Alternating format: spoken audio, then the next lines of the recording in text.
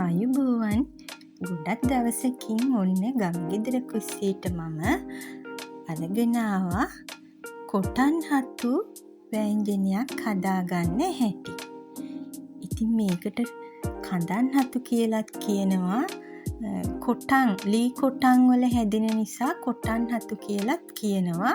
ගස් කපාපු ඒවයේ මුල ඉතුරු වෙන කොට දිරාපත් වෙනකොට ඒ මුලේ හැදෙනවා හතු දිලීර හැදිලා පොතු දිරාපත් වෙනකොට ඒවට තමයි කොටන් හතු කියලා කියන්නේ. ඉතින් මේ කපාපු අඹ ගහක දිරාපත් වීගෙන ඉන්න මුලේ හැදිච්ච බිම්මල් ටිකක් තමයි මම මේ කඩාගෙන ආවේ.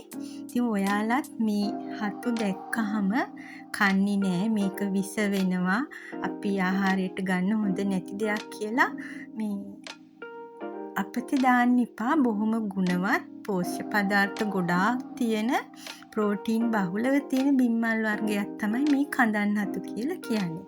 විශේෂයෙන්ම අඹ ගස්වල හැදෙන හතු අපි ආහාරයට ගන්නවා. කොස් ගස් සහ කොස් කොටන් කපලා පැත්ත දාපු කොස් කඳන් වල අඹ කොටවල දිරාපත් වෙන කඳන් වල හැදෙන හතු තමයි කොටන් හතු කියලා කියන්නේ.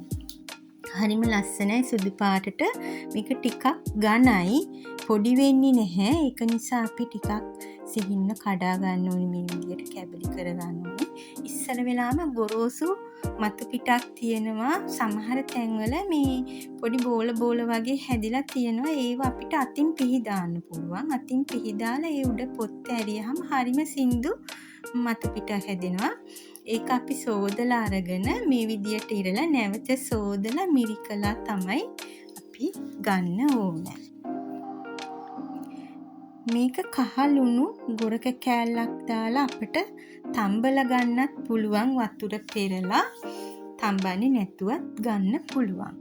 මම මේ තම්බන්නේ නැතුව එහෙමම අපි හදන වෑංජනෙින්ම තැම්බෙන්න තමයි ගන්න හදන්නේ. ටිකක් වැඩිපුර වෙලාවක් අපි මේක තම්බන්න ඕනේ. මොකද මේ ටිකක් හයියයි, ඒක නිසා.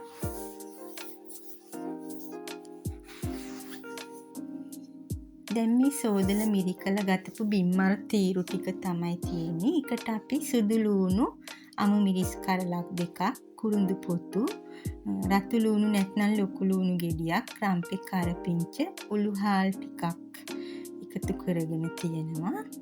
ඒ වගේම තමයි මිරිස් කුඩු ඔයාලා ගන්න බිම්මල් ප්‍රමාණය අනුව මම මෙතන මේස හැන්දක් විතර අරන් තියෙනවා. 3-5 මේස හැන්දක් විතර ගන්න. අවශ්‍ය පමණට ලුණු ඔයාලා එකතු කරගන්න.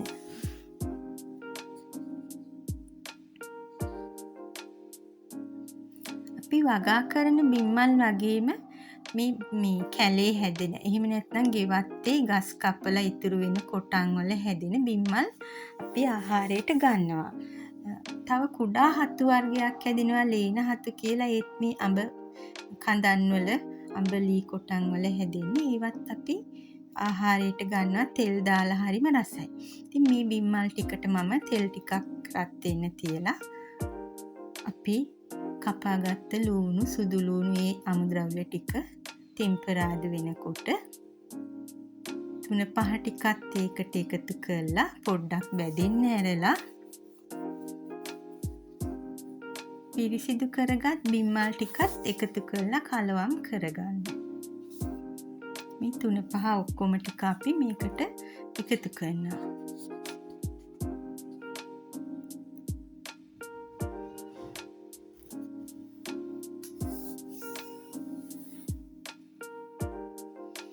ඒ වගේම කියන්න ඕනේ ඔයාලට මගේ ගමගෙදර කුස්සිය YouTube නාලිකාව subscribe කරන්න අමතක කරන්න එපා.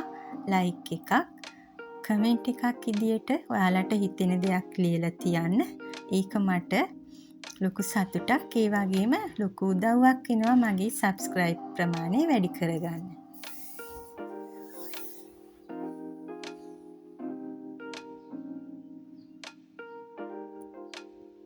මේ විදියට 3-5 ටිකත් රත් වුණාම බිම්මල් ටික එකතු කරගන්න.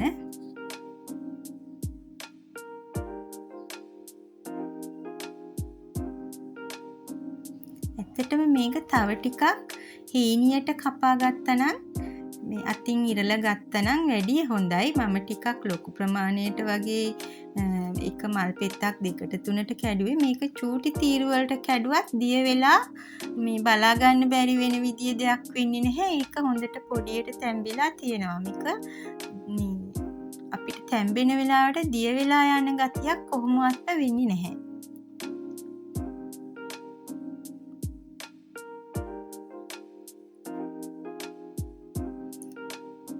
ඊට පස්සේ දිය කිරි ටිකක් එකතු කරනවා මේක තැම්බෙන්න.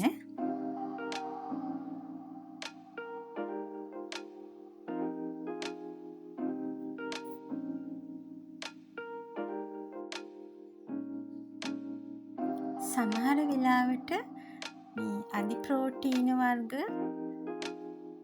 ඇලර්ජි වෙන. එහෙම නැත්නම් ආසාත්මිකතාවය ඇති වෙන අයට මේ බිම්මල් වර්ග අගුණ වෙන අවස්ථාවල් තියෙනවා. ඇඟ කැසීම්, කළු දැමීම් වගේ. ඉතින් එයාලා ආහාරයට ගන්නකොට මේ වගේ දේවල් පරිස්සමින් පොඩ්ඩක් බලලා හොයලා ගන්න. තමන්ට ආසාත්මිකතාවයේ තියෙන බව දන්නවනම් ඔයාලා මෙවැනි දේවල් මේ පළවෙනි වතාවට ආහාරයට ගැනීම නුසුදුසුයි.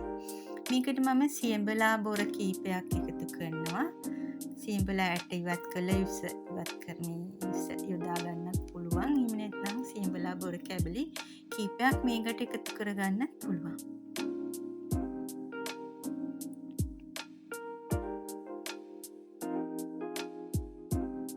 අපි දැන් මේ අවස්ථාවේ මිටි කිරි ටික එකතු කරගන්නවා. මිටි කිරි එකතු කරලා හොඳින් හැඳි ගාලා කිරි ටික හිඳෙන්නට ඇරලා තම්බලා ගන්න ඕනේ. මෙන්න මේ විදියට තමයි බිම්මල් ව්‍යංජනය තියෙන්නේ.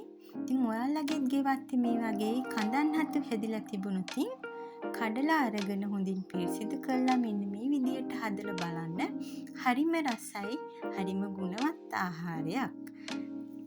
ඒ වගේම තමයි හැමදාමත් ගමගෙදර කුස්සියමාලට මේ වගේ